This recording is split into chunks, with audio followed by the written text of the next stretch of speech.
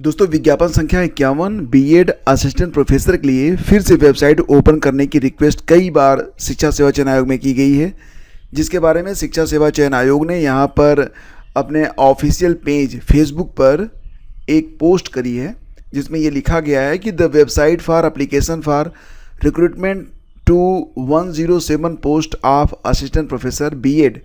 Under advertisement number 51 in the non-government aided college of the state will not be opened again। तो मतलब ये है ना कि जो विज्ञापन संख्या 51 के अंतर्गत बीएड असिस्टेंट प्रोफेसर के लिए आवेदन के लिए जो वेबसाइट ओपन की गई थी, तो जितने लोग आवेदन कर चुके हैं बस वही फाइनल है, दोबारा से वेबसाइट ओपन नहीं की जाएगी। रही बात फ्रेंड्स की ये परीक्षा कब तक हो सकती है, तो देखो अभी फ़िलहाल शिक्षा सेवा चयन आयोग में जो हालात हैं उसको देखते हुए तो आप ये कह सकते हैं कि सितंबर अक्टूबर तक ये परीक्षा जा सकती है, या हो सकता है कि इसके बाद दी जाए, क्योंकि अभी तो आयोग में टीजीटी और पीजीटी को लेकर जो महाभारत चल रही है उसके बारे में भी आप लोग जान रहे होंगे। लगातार जो अभ्यर्थी हैं वो आयोग पर दबाव बना रहे हैं कि टीजीटी और पीजीटी की जो डेट है उसको क्लियर किया जाए, और इसके लिए फ़िलहाल आयोग जो है वो बैकफुट पर है, क्योंकि अभी पता ये चला है कि जो टीजीटी की डेट बताई गई थी 21 और 22 जुलाई वाली, वो ट्वीट भी एक्स से डिलीट कर दी गई है। तो फिलहाल एक बात तो क्लियर है, आप लोग भी जानते हैं कि टीजीटी की परीक्षा जो है वो जुलाई में तो संभव ही नहीं है। हालांकि इसके पहले एक सिगुफा ये भी उड़ा था कि 30-31 जुलाई को आरओ के बाद ये परीक्षा करवाई जा सकती है, तो कोई संभावना नहीं है। हाँ, लेकिन दोस्तों मैं आप लोगों से कहना चाहूँगा कि अगर आप रियली एक सीरियस एस्पिरेंट हैं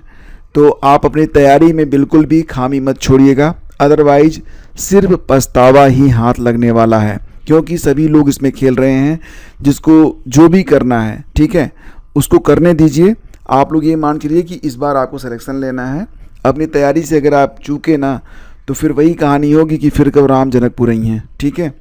तो फिलहाल ये जो विज्ञापन संख्या 51 के अंतर्गत बीएड असिस्टेंट प्रोफेसर वाला मैटर था, ये तो क्लोज कर दिया गया है कि वेबसाइट जो दोबारा से ओपन नहीं होगी। और हाँ, एक बड़ी अपडेट ये भी निकल के आ रही है, इसके बारे में तो आप लोगों को पता चली गई होगी, लेकिन फ़िलहाल बता देना चाहता हूँ कि इलाहाबाद हाईकोर्ट की लखनऊ पीठ से स्कूलों के विलय मामले में राज्य सरकार की बड़ी राहत मिली है। कोर्ट ने प्राथमिक स्कूलों के विलय के आदेश को चुनौती देने वाली दोनों याचिकाओं को सोमवार को खारिज कर दिया है।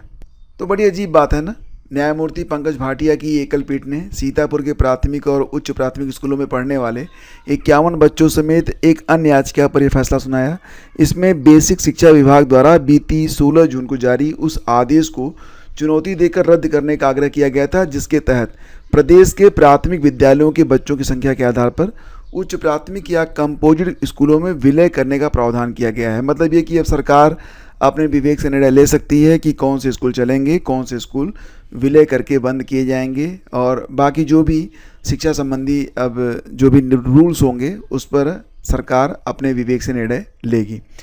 तो फ्रेंड्स ये थी अपडेट, और थैंक यू हमसे जुड़ने के लिए। मिलते हैं आपसे अगली वीडियो में।